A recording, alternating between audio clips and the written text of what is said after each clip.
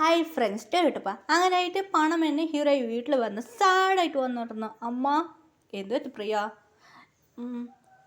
എനിക്ക് അവിടേക്ക് പോകണമെന്ന് ഒരു പ്ലേസൊക്കെ പറഞ്ഞായിരുന്നു. ഹീറോയിൻ്റെ അമ്മയ്ക്ക് ഷോക്കായിരുന്നു. എന്തിനാ പോകുന്നത്?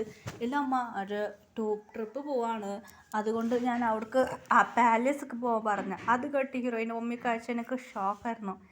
എന്ത് ആ പാലസാ എന്ന് പറഞ്ഞ് ഷോക്കായിരുന്നു. അമ്മയും ഒരു തിറു മുറിക്കായിരുന്നു.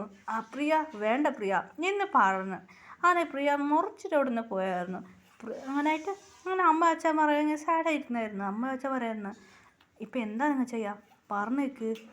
അതെ, അവൾക്ക് പോയാൽ അവൾ ഒരാളല്ല വരുന്നത്. അതെ, നമ്മളോട് എന്താ പറഞ്ഞിട്ടുണ്ട് നിങ്ങളച്ഛ? അതെ, പോയി അവൾ ഒരാൾ വരില്ല, 7 പേർ വരും എന്നെ പറഞ്ഞു. 8 പേർ വന്നാൽ ഞാനിപ്പോൾ എന്താ ചെയ്യുന്നത്? അമ്മ ഒരുപാട് സാഡാണല്ലോ, എന്താ ചെയ്യാം? നിങ്ങൾക്കറിയാലോ മുൻജന്മം, അവളൊരു മുൻജന്മത്തിൽ കഥ. അതിൽ നിങ്ങളിപ്പോൾ നമ്പുന്നുണ്ടോ എന്ന് അച്ഛനും പറയായിരുന്നു. നീ ഇപ്പോൾ നമ്പുന്നുണ്ടോ ആ കഥ? ഞാനിപ്പോൾ നമ്പുന്നില്ല, നിങ്ങൾ അച്ഛൻ പറഞ്ഞു ഞാൻ നമ്പുക എന്ന് പറഞ്ഞു. അവർ കേട്ടായിരുന്നു. സാരില്ലടി, പേടിക്കണ്ട, അവൾ പോട്ട്. അതിനായിട്ട് പ്രിൻസ് അങ്ങനെ പ്രിൻസ് കണ്ടുപിടിച്ച എന്താ ചെയ്യുക? അത് പറഞ്ഞ് അമ്മ സമാധാനമാക്കായിരുന്നു. അമ്മ സമാധാനം ആകില്ലായിരുന്നു. പറഞ്ഞു കേട്ടോ അവൾ പോട്ടെ എന്ന് പറഞ്ഞ് അങ്ങനെയായിട്ട് എല്ലാം ഇങ്ങനെ വഴക്കുണ്ടായിരുന്നു. ഹീറോയി പറഞ്ഞു ഞാൻ പോകുന്നില്ല. ഇങ്ങനെ അമ്മ സാരില്ല മോളെ, നീ പോയിക്കോ, അച്ഛനൊക്കെ പറഞ്ഞിട്ട് കാര്യമില്ല.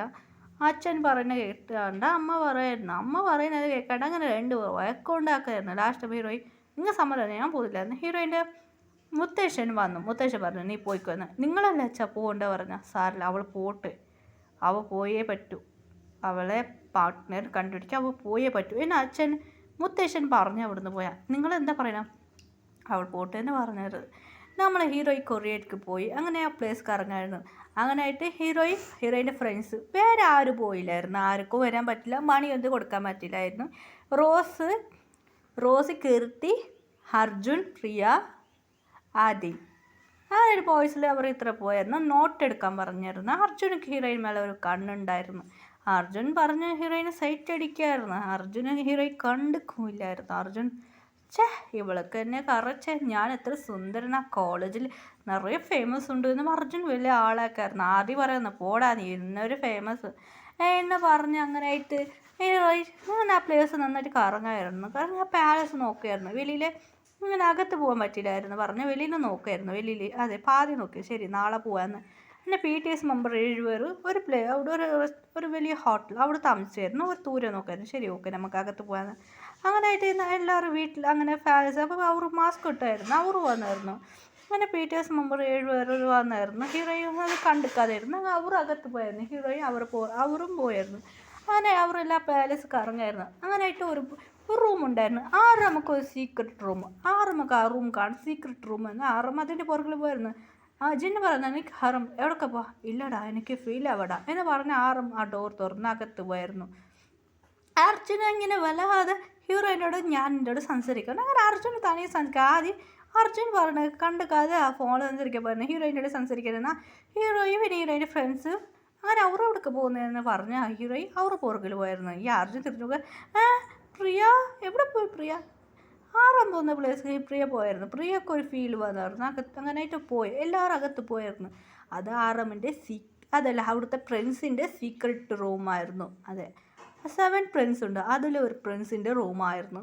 ഇങ്ങനെ വായി പൊളന്ന് നോക്കായിരുന്നു. അങ്ങനെ നമുക്ക് ആ റൂം കാണുമ്പോൾ നമുക്ക് ഒരു ഫീലിംഗ് വരാം. എന്താ അറിയില്ല.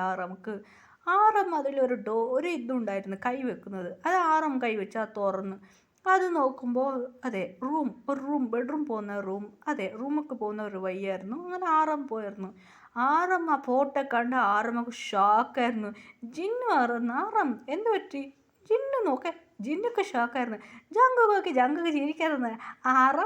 ആറം നിൻ്റെ ഫോട്ടോ ഉണ്ടല്ലോ എന്ന് വെച്ച് കളിയാക്കാൻ തുടങ്ങിയായിരുന്നു. അങ്ങനെ ആറമ്മനോട് പറയുന്നു നീയാണോ അപ്പം ഇവിടുത്തെ പ്രിൻസ്?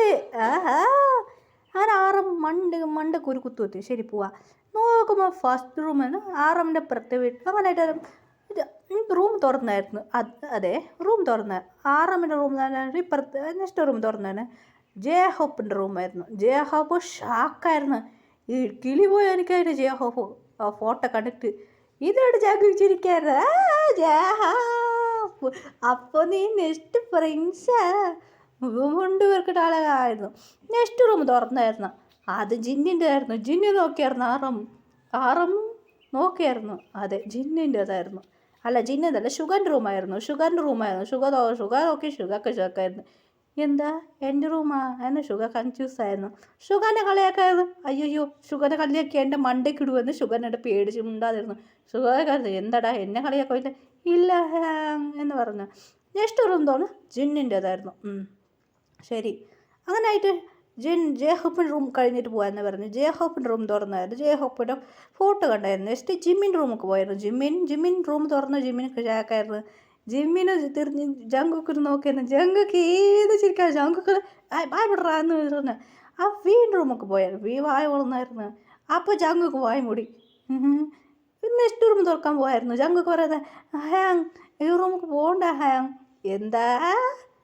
ഇല്ല ഹാങ്, ഞാൻ ഈ റൂമൊക്കെ വരുന്നില്ല ഹാങ് എന്ന് ജങ്കുക്ക് പറയായിരുന്നു.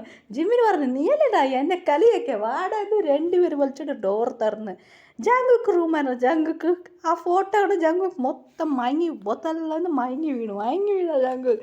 എടാ ജങ്കു കുക്കി എടാ എന്താ ഹാങ് ആറാം പറയാൻ തുടങ്ങിയായിരുന്നു. സെവൻ പ്രിൻസ് ഉണ്ട് ഇവിടെ. ഞാൻ ആറാം പറഞ്ഞു, ഇവിടെ 7 രാജകുമാരി പ്രിൻസ് ഉണ്ട് ഞാൻ പറഞ്ഞു കേട്ടിട്ടുണ്ട് എന്ന് ആറാം പറഞ്ഞായിരുന്നു. ഇത് കേട്ടിട്ട് ജങ്കു ഷോക്കായിരുന്നു. അപ്പോൾ നമ്മളെ അനിയൻ ചേട്ടന്മാരായിരുന്നു. അതെ, എന്ന് ബാ നമുക്ക് പോവാം എന്നെ ആറാമ്മ പറഞ്ഞേന്. ഞാനൊരു ബുക്ക് കണ്ടായിരുന്നു. ബാ എൻ്റെ റൂമിൽ പോകുന്ന ആറാമ്മൻ്റെ റൂമിൽ വേണ്ടി പോയിരുന്നു. അവിടെ ഒരു ബുക്ക് ഉണ്ടായിരുന്നു. അതിന് ആറും ബുക്ക് തുറന്നായിരുന്നു. അവിടെ ഒരു വോയിസ് കേട്ടായിരുന്നു.